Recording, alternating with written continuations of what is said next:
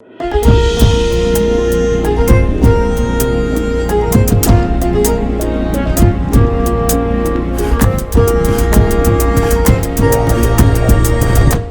ጤና ይስጥልኝ ውድ የፈታ ዴሊ ተከታታዮቻችን፣ ይህ የዕለተ ረቡዕ የረፋድ ጥንቅራችን ነው።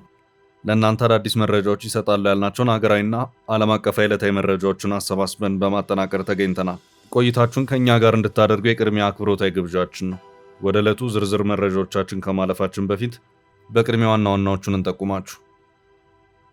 የትግራይ ክልል ጊዜያዊ አስተዳደርን አስወግደው የክልሉን ስልጣን የተቆጣጠሩት ደብረጽዮን ገብረ ሚካኤልና ጓዶቻቸው ጥሪ ቀርቦላቸዋል። ጥሪው ከማን ቀረበ? በምን ጉዳይ? የሚሉትን ጉዳዮች ልናደርሳችሁ ዘርዘር አድርገን ይዘነዋል። በወልቃይት ጥቃት ሊሰነዘር ይችላል በሚል ስጋት ባየለበት ከፍተኛ ወታደራዊና ሲቪል መሪዎች በጥብቅ መሰብሰባቸውን የተመለከተ መረጃ አካተናል። በተጨማሪም ከሰሞኑ ጥብቅ ዓለም አቀፍ ወቀሳ የተሰማባት ኤርትራ እኔ ምን አደረግኩ ምክንያቱ ኢትዮጵያ ናት በማለት ራሷን የተከላከለችበትን አንድ መግለጫ ይፋ አድርጋለች። እኛም ወደ እናንተ ለማድረስ ከያዝናቸው መረጃዎች መካከል አድርገነዋል። በተጨማሪም ኢትዮጵያና አሜሪካ በቀይ ባህር ኮሪደር ላይ ጋራ ጥቅማቸውን ለማስከበር አዲስ ስትራቴጂ መንደፋቸውን፣ እንደዚሁም በደቡብ አፍሪካ ሰነድ የሌላቸው የውጭ ሀገር ዜጎች ሀገሪቱን ለቀው እንዲወጡ ከተቃዋሚዎች የተሰጠውን የጁን 30 የመጨረሻ ቀነ ገደብ መቃረቡን ተከትሎ የደቡብ አፍሪካ መንግስት ከፍተኛ ጥበቃ ላይ ያሰማራ መሆኑን እንመለከታለን። ሌሎች መረጃዎችንም አካተናል። እስከ ጥንቅራችን ፍጻሜ አብራችሁን ቆዩ። የምንለቃቸው ዕለታዊ ትኩስ ዜናዎች እንዲደርሷችሁ ላይክ፣ ሼር፣ ሰብስክራይብ ማድረግ እንዳትረሱ። ካንጋሮ ሪል ስቴት በወለል አንድ ቤት ብቻ የሆኑ G+4 አፓርትመንት ከቦሌ በ5 ደቂቃ ርቀት በምትገኘው ቦሌ ቡልቡላ አቀረበ። ግንባታቸው 70% የደረሰና በአንድ ዓመት የሚረከቧቸውን ባለ 2 መኝታ 107 ካሬ 4 ሚሊዮን 30% ቅድመ ክፍያና በ13.6 ሚሊዮን ብር ሙሉ ክፍያ እንዲሁም ባለ 3 መኝታ 130 ካሬ 4.7 ሚሊዮን 30% ቅድመ ክፍያና በ15.6 ሚሊዮን እስከ 16.3 ሚሊዮን ብር ሙሉ ክፍያ የራሱ ያድርጉ። ካንጋሮ ሪል ስቴት ለ50 ዓመታት በስኬታማ የቢዝነስ እንቅስቃሴዎች የሚታወቀው ግዙፍ የካንጋሮ ኢንዱስትሪያልስ እህት ኩባንያ ነው። ለበለጠ መረጃ 0964 25 29 ይደውሉ።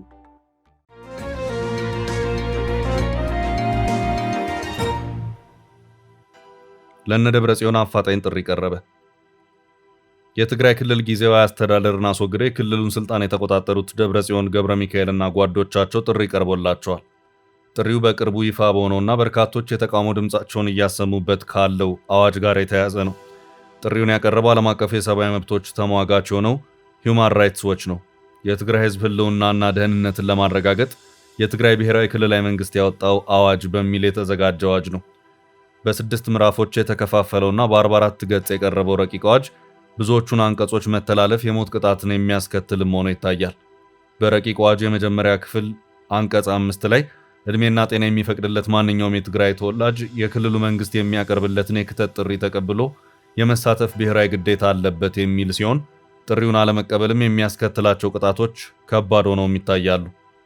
በዚሁ ረቂቅ አዋጅ በአንቀጽ 29 እስከ 30 የተደነገገው በጦርነት ጊዜ በመሰረተ ልማት በህዝብና በመንግስት ተቋማት ላይ የሚደርስ ጉዳት ከጠላት ጋር መተባበርና የሚስጥር ማሽለክ በእስራትና በገንዘብ እንደሚያስቀጣ የተገለጸ ሲሆን ይሁንና ድርጊቱ ሆን ተብሎ ከተፈጸመ በዕድሜ ልክ እስራት ወይም በሞት ሊያስቀጣ ይችላልም ይላል። በዚህ መልኩ በዚሁ ረቂቅ አዋጅ ውስጥ በሞት ሊያስቀጡ የሚችሉ በርካታ አንቀጾች የተካተቱ ሲሆን ይህም አሁን በስራ ላይ ካለው የኢትዮጵያ ህገ መንግስት ጋር የሚቃረን እንደዚሁም መሰረታዊ ሰብአዊ መብቶችንም የሚደመስስ ነው በሚል በርካታ አካላትና ግለሰቦች ተቃውሟቸውን ሲያቀርቡበት ቆይተዋል። ሂውማን ራይትስ ዎችም በትላንትናው ዕለት ከዚሁ ጋር በተያያዘ በዚህ አዋጅ ያሉትን ስጋቶች በመግለጽ የህወሓት አመራሮች አዋጁን በአፋጣኝ ቀሪ እንዲያደርጉ ጥሪውን አቅርቧል። ድርጅቱ ይሄ አዋጅ ግልጽና አሻሚ የሆኑ አንቀጾችን ሳይቀር ያካተተ ሆኖ አግኝቼዋለሁ ሲልም ትችቱን አሰምቶበታል። ሂውማን ራይትስ ዎች በዚሁ በትላንቱ መግለጫው ይሄው በትግራይ ሊተገበር የተዘጋጀው አዋጅ ቀደም ብሎ በኤርትራ ጸድቆ በስራ ላይ ካለው አስገዳጅ የብሔራዊ ውትድርና አዋጅ ጋር በእጅጉ የሚቀራረብ ነው ብሎታል። የድርጅቱ የአፍሪካ ክፍል ምክትል ኃላፊ ላቴሺያ ባድር የትግራይ ባለስልጣናት በክልሉ ለቀጠለው ፖለቲካዊ ውጥረት ሲቪል ሰዎችን ለውትድርና በመመልመልና የሚቃወሙትን በመቅጣት ምላሽ መስጠት እንደማይገባቸው አሳስበዋል።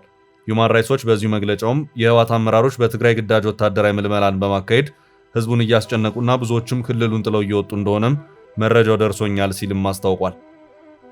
አክሎም የሚዲያ ተቋማትም ነፃና ገለልተኛ ዘገባዎችን እንዳያሰራጩም የህወሓት አመራሮች ገደብን አድርገዋል፣ ክልከላዎችንም ጥሰዋል ሲል ሂውማን ራይትስ ዎች በዚሁ በትላንትናው ዕለት ይፋ ባደረገው ሪፖርቱ አመላክቷል።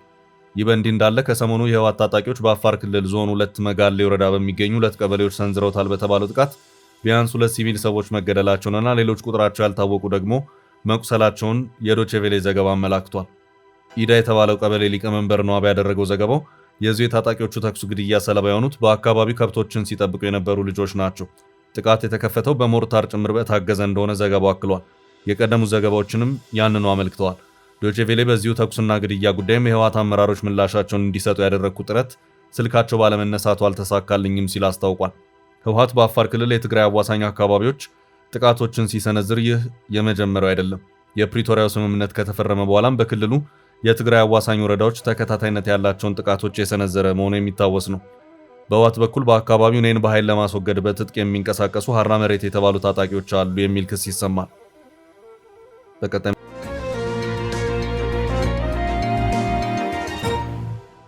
መረጃ የወልቃይት አዲስ ወታደራዊ ውሳኔ። የመከላከያ ሰራዊት የሰሜን ምዕራብ ዕዝ ዋና አዛዥ ሜጀር ጀነራል ብርሃኑ በቀለ የተመራ ከፍተኛና ጥብቅ ወታደራዊ ስብሰባ በወልቃይት ቀጠና መካሄዱ ታውቋል። በዚህ ወሳኝ የደህንነት ምክክር ላይ የዞኑን ወቅታዊ የጸጥታ ሁኔታ በተመለከተ ሰፊ ውይይት የተደረገ ሲሆን ከፍተኛ ወታደራዊ መኮንኖችና የአካባቢ ሲቪል አመራሮች በተለይም ኮሎኔል ደመቀ ዘውዱ በምክትል ርዕሰ መስተዳደር ማዕረግ የአማራ ክልል የአስተዳደር ጉዳዮች ክላስተር አስተባባሪ አማኑኤል ፈረደ፣ የምዕራብ ዕዝ ዋና አዛዥ ብርጋዴር ጀነራል አማረ ባአታና የዞኑ ዋና አስተዳዳሪ አቶ አሸተ ደምለው ተገኝተዋል። ስብሰባው በህወሓት በኩል ሊሰነዘር የሚችልን ጥቃት የመከላከልና የቀጠናውን ሰላም ዘላቂ የማድረግ አቅጣጫዎች ላይ ያተኮረ እንደነበር ነው የተገለጸው። የወልቃይት ጸጥታ መዋቅር በአሁኑ ወቅት በአስተማማኝ ቁመና ላይ እንደሚገኝና ማንኛውም አይነት የጸጥታ መስተጓጎል ለመቀልበስ የሚያስችል ለግዳጅ የተዘጋጀ የፖሊስና የሚሊሻ ጥምር ኃይል በበቂ ሁኔታ መደራጀቱ በግምገማው ላይ ተገልጿል። በተለይም በየደረጃ ያሉ የሚሊሻ አባላት የተሰጣቸውን የድንበርና የውስጥ ደህንነት ጥበቃ ግዳጅ በአግባብ እየተወጡ እንደሚገኙ ተመልክቷል። በአማራ ክልል በኩል በተዋቀረው የወልቃይት ዞንና አስተዳደር በኩል ይፋ የሆነው መረጃም የሰሜን ምዕራብ ዕዝ ዋና አዛዥ ጀነራል ብርሃኑ በቀለ ወልቃይት ስትራቴጂካዊና የተለየ ትኩረትን የሚሻ ቀጠና መሆኑን በጥብቅ ማሳሰባቸውን አመልክቷል። ጀነራሉ ቀጠናው ካለው ጂኦፖለቲካዊ አቀማመጥና ካለፈበት የጦርነት ታሪክ አንጻር ልዩ ትኩረት ተሰጥቶት ዘላቂ የደህንነት ስራዎችን መስራት እንደሚጠይቅ ገልጸው የሰራዊቱና የአካባቢ ጸጥታ መዋቅሮች በቅንጅት መስራት እንዳለባቸው አቅጣጫ አስቀምጠዋል። ይህ መግለጫ በአካባቢው ላይ ከፍተኛ ወታደራዊ ጥበቃና ዝግጁነት መኖሩን የሚያሳይ ነው። በወልቃይት ቀጠና የኃይል ዝግጅት መደረጉ የአካባቢውን ደህንነት ለማስጠበቅና የህዝቡን ሰላም ለማረጋገጥ የሚረዳ መሆኑ የተገለጸ ሲሆን በሌላ በኩል ከትግራይ ወገን ጋር ያለው የድንበርና የማንነት ውዝግብ በሰላማዊና በፖለቲካዊ ውይይት ለመፍታት የሚደረጉ ጥረቶችን እንዳያደናቅፍና ወደ አዲስ ወታደራዊ ግጭት እንዳያመራ ያሰጋል።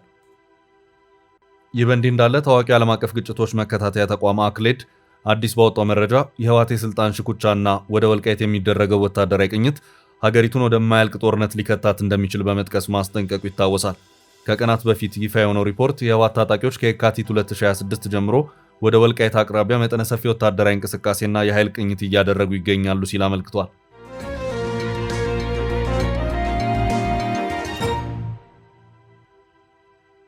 በቀጣይ ርዕስ ምክንያቱ ኢትዮጵያ ናት።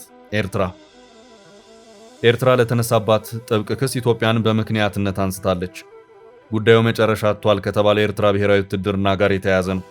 ከሰሞኑ በኤርትራ ጉዳይ ከባድ ዓለም አቀፍ ውዝግብ ተነስቶ የኤርትራ መንግስትም በዚህ ጉዳይ አጥብቆ ራሱን የተከላከለበት ሁኔታ ታይቷል። አሁን ደግሞ የኤርትራው ማስታወቂያ ሚኒስትር የማነ ገብረ መስቀል ማብራሪያቸውን ሰጥተውበታል። ማስታወቂያ ሚኒስትሩ ለእኛ ብሔራዊ ውትድርና መቀጠል ምክንያቷ ኢትዮጵያ ናት ብለዋል። ለ2 ጊዜያት ያህል ትጥቅ የማስፈታት ሁኔታዎች ተካሂደዋል። ሆኖም የቀደሙት የኢትዮጵያ መንግስት መሆኑ የአሁኑ መንግስት ኤርትራን ስጋት ላይ በሚጥሉ ሁኔታዎች ላይ መሆናቸው ወታደራዊ አቅምን ማጠናከሩ ግድ ብለዋል ሲሉም ማስታወቂያ ሚኒስትሩ አስታውቀዋል።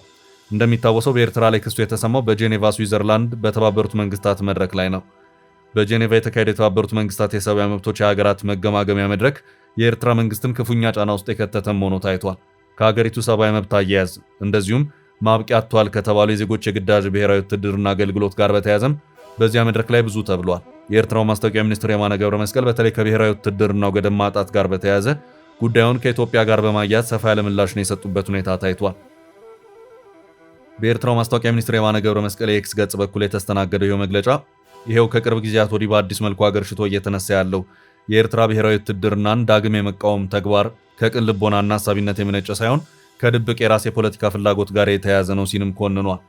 የሚታዩት እንቅስቃሴዎች ኤርትራን እንደ ሀገር ለማጥቃትና የጥላቻ ፖሊሲያችን ለማስፈጸም መሳሪያነት የመጠቀም ሁኔታ ነው ያለው ይሄው መግለጫ አስተያየት ሰጪዎችንም ይህንን ለማለት የሞራል ሕግ የላችሁም ሲልም አስታውቋል።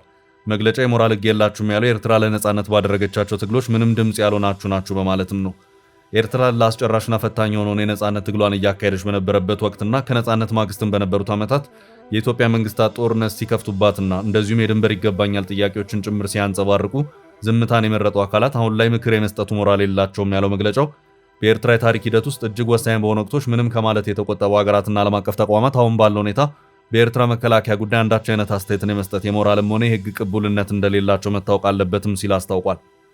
የኤርትራው ማስታወቂያ ሚኒስትር አቶ የማነ ገብረ መስቀል ሰፋ ያለ መግለጫ የተከተሉ ከሰሞኑ የተባበሩት መንግስታት የሰብአዊ መብቶች ኮሚሽን እና ሌሎች የኮሚሽኑ አባላት የሆኑ ሀገራት በኤርትራ መጨረሻ የሌለው ነው ካሉት የብሔራዊ ውትድርና ጋር በተያያዘ ጥብቅ ትችታቸውን መሰንዘራቸውን ተከትሎ ነው። በኤርትራ የዜጎች የሰብአዊ መብቶች ጥሰት እጅግ አሳሳቢ ነው ያለ የተባበሩት መንግስታት ድርጅት የሰብአዊ መብቶች ኮሚሽን በሀገሪቱ በመግባት ምርመራዎችን አካሂዶ ሪፖርትን የሚያቀርብ ራፖርተርን ሾሞ ነበር። ሆኖም የኤርትራ መንግስት ፈጽሞ ምን ሲደረግ ይህ አካል የኤርትራ ምድር ገብቶ ምርመራ የሚያደርግበት ሁኔታ አይኖርም በማለት በአቋሙ እንደጸና ነው። ከሰሞኑም ላለፉት 6 ዓመታት በኤርትራ የሰብአዊ መብቶች አያያዝ ሁኔታ ላይ የተሾሙት የተባበሩት መንግስታት ልዩ ራፖርተር ባቀረቡት ሪፖርታቸው በሀገሪቱ አሁንም ድረስ በሰብአዊነት ላይ የሚፈጸሙ ወንጀሎች ከመቀነስ ይልቅ እየተባባሱ መሆኑን በማስረጃዎች በማስደገፍ ይፋ አድርገዋል። የኤርትራ መንግስትም በዚያው መድረክ ራሱን በጥብቅ ሲከላከልም ታይቷል። የኤርትራው ማስታወቂያ ሚኒስትር የማነ ገብረ መስቀል መግለጫም ይህንኑ የሰሞኑን የጄኔቫ የተባበሩት መንግስታት ድርጅት የሰብአዊ መብቶች ኮሚሽንን ከፍ ያለ ክስ ተከትሎ የወጣው ነው ታይቷል። ማስታወቂያ ሚኒስትሩ ኤርትራ ከነጻነት ማግስት ጀምሮ የቀድሞ ታጣቂዎችን በመልሶ ማቋቋም መርሃ ግብር ያሰናበተች መሆኑን በመግለጽ ሆኖም የኢትዮ ኤርትራ የድንበር ጦርነት መቀስቀሱ ብሎም ከአልጀርሱ የሁለቱ ሀገራት ስምምነት በኋላም የኢትዮጵያ መንግስት በውጥረቱ በመቀጠሉ ብሎም ባድሜንም ጭምር ተቆጣጥሮ በመቀጠሉ የነበሩት የብሔራዊ ውትድርና ሁኔታዎች መቀጠላቸውን አስታውቋል።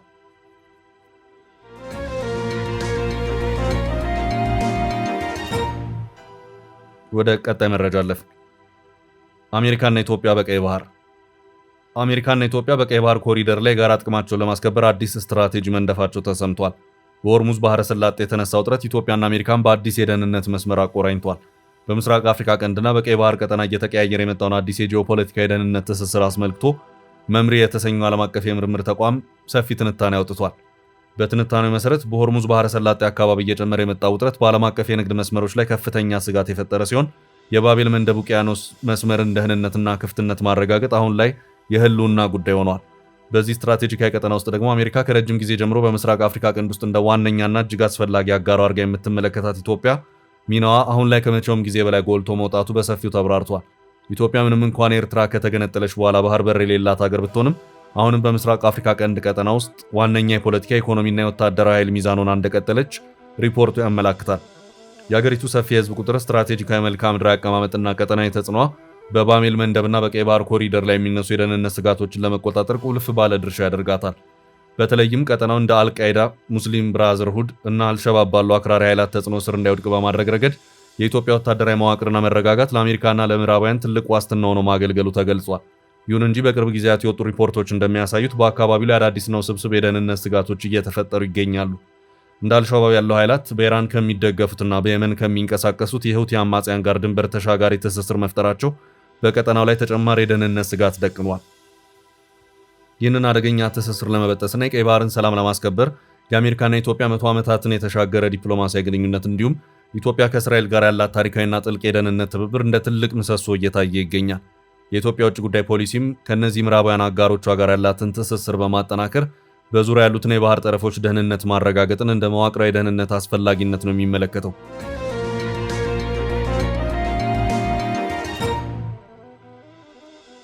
ወደ ቀጣይ ርዕስ አለፍን። በደቡብ አፍሪካ ከፍተኛ ተቃውሞ ይጠበቃል። በደቡብ አፍሪካ ሰነድ የሌላቸው የውጭ ሀገር ዜጎች ሀገሪቱን ለቀው እንዲወጡ ከተቃዋሚዎች የተሰጠውን የጁን 30 የመጨረሻ ቀነ ገደብ መቃረቡን ተከትሎ የደቡብ አፍሪካ መንግስት ከፍተኛ ጥበቃ ላይ ያሰማራ መሆኑ ተነገረ። 6 ቀናት ብቻ በቀሩት ማስጠንቀቂያው ማለቂያ ላይ ከፍተኛ ተቃውሞ የሚጠበቅ ይሆናል። የደቡብ አፍሪካ መንግስት እየመጣ ያለውን ተቃውሞ ለመቆጣጠር ከ600 ሚሊዮን ራንድ በላይ ወጪ የሚጠይቅ መጠነ ሰፊ የጸጥታ ጥበቃ ዘመቻ ይፋ ማድረጉን የኤኤንሲኤ ዘገባ አመልክቷል።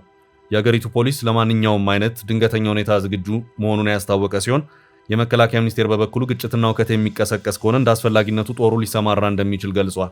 በአሁኑ ወቅት በርካታ የሀገር ውስጥ ቡድኖች ሰነድ የሌላቸው የውጭ ሀገር ዜጎች ከጁን 30 በፊት ደቡብ አፍሪካን ለቀው እንዲወጡ እያስጠነቀቁ ይገኛሉ። በሀገሪቱ እንደ ጆሃንስበርግ ባሉ ከተሞች በተቃዋሚዎች ቀኑን የሚያስጠነቅቅ ቢልቦርድ ተሰቅሎ ተገኝቷል። ኢትዮጵያውያን በዚህ ስጋት ውስጥ መግባታቸውን የገለጹ ሲሆን በተለይ በጆሃንስበርግ ቤት ለቤት ማስፈራሪያ እየተደረገ መሆኑን መግለጻቸው ይታወሳል። ባለፈው ወር የነበረውን ከፍተኛ ተቃውሞና ነውጥ ተከትሎ ኢትዮጵያንን ጨምሮ የሌሎች የአፍሪካ ሀገራት ዜጎች መገደላቸው የሚታወስ ነው። የተለያዩ የአፍሪካ ሀገራት ከቀነ ገደቡ በፊት ዜጎቻቸውን የማስወጣት ስራ እየሰሩ ይገኛሉ። በሌላ በኩል ስደተኞች ጓዛችሁን ጠቅልላችሁ ውጡልን እያሉ የሚገኙት ቡድኖች ከዚህ ቀደም ዶክመንት የሌላቸውን ብቻ ሳይሆን ህጋዊ ዶክመንት ያላቸውን ጭምር ኢላማ ያደረጉ ጥቃቶችን እንደሚፈጽሙ ሪፖርቶች ያመለክታሉ። ማርችና ማርች እንዲሁም ኦፕሬሽን ዱዱላ በሚል ስም የተደራጁ ጸረ ስደተኛ ንቅናቄዎች ቀነ ገደቡን ያስቀመጡ ሲሆን በቀነ ገደቡ ለቀው በማያጡ ዜጎች ላይ እስር እንደሚፈጸምባቸውና ብሔራዊ ንቅናቄ እንደሚደረግ አውጀዋል። ማስጠንቀቂያዎች፣ ፖስተሮችና ማስታወቂያዎች በየስፍራው እየታዩ ሲሆን የደቡብ አፍሪካ መንግስት ቀነ ገደቡን እንደማያውቁ ይገልጻል። የደቡብ አፍሪካ መንግስት ህገወጥ ያላቸውን ስደተኞች ከሀገር እያስወጣ ሲሆን በዓመቱ ስደተኛ ዲፖርት የማድረግ መጠኑ በ46 በመቶ መጨመሩን የመንግስት መረጃ ያመለክታል። ባለፈው ሳምንት ጸረ ስደተኛ ጥላቻና ጥቃቱን አስመልክቶ የተባበሩት መንግስታት የዓለም ጤና ተቋም ዳይሬክተር የሆኑት ዶክተር ቴድሮስ አድሃኖም ተቃውሞ አሰምተው ነበር። የደቡብ አፍሪካ መንግስት ግን በትንሹ 5 ኢትዮጵያንና 5 ሞዛምቢካውያን በአንድ ሳምንት ውስጥ የተገደሉበትን ጥቃት ከስደተኛ ጥል እንቅስቃሴ ጋር እንደማይገናኝ ያስተባብላል። ስደተኞች ላይ የሚደርሰውን ጥቃት በርካታ ዓለም አቀፍ ኃይሎች እያወገዙም ይገኛሉ። እስካሁን 2 ሀገራት በይፋ ዜጎቻቸውን ከደቡብ አፍሪካ እያስወጡ ይገኛሉ። ሀገራቱ ናይጄሪያና ማላዊ ሲሆኑ ማላዊ በትንሹ 10,000 ዜጎችን በማስወጣት ላይ ስትሆን ናይጄሪያ በበኩሏ እስካሁን 586 ሰነድ አልባ ናይጄሪያውያንን ከደቡብ አፍሪካ መመለሷን ትገልጻለች። የኢትዮጵያ መንግስት ዲፕሎማሲያዊ እንቅስቃሴ እያደረገ ሲሆን ከደቡብ አፍሪካ ጋር ጉዳዩን የሚከታተል የጋራ ዲፕሎማቲክ ቡድን ማዋቀሩን መግለጹ ይታወሳል። ወደ ቀጣይ መረጃ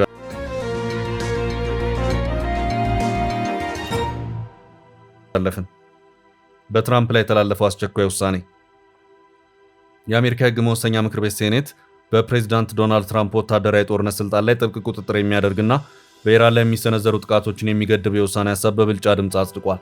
ይህ ውሳኔ በዲሞክራቶች የቀረበ ቢሆንም ጥቂት የሪፐብሊካን ፓርቲ አባላትም የትራምፕን ወታደራዊ አካሄድ በመቃወም ከዲሞክራቶች ጋር ወግነው ድምፅ ሰጥተዋል።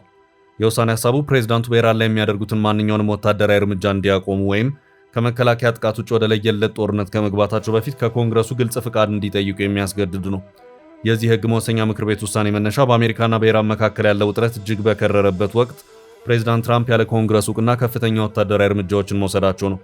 ዴሞክራቶችና የተወሰኑ ሪፐብሊካኖች የፕሬዝዳንቱን የአንድ ወገን ውሳኔዎች በመቃወም የአሜሪካ ሕገ መንግስት የጦርነት የማወጅ ስልጣንን ለኮንግረሱ እንጂ ለፕሬዝዳንቱ ብቻ እንዳልሰጠ በጽኑ ይከራከራሉ።